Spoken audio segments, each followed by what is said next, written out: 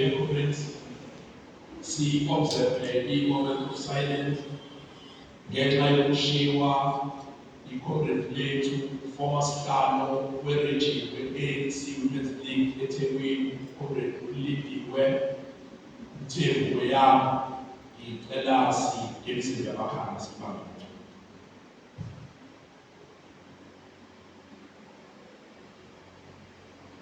Siyabonga Mhlali.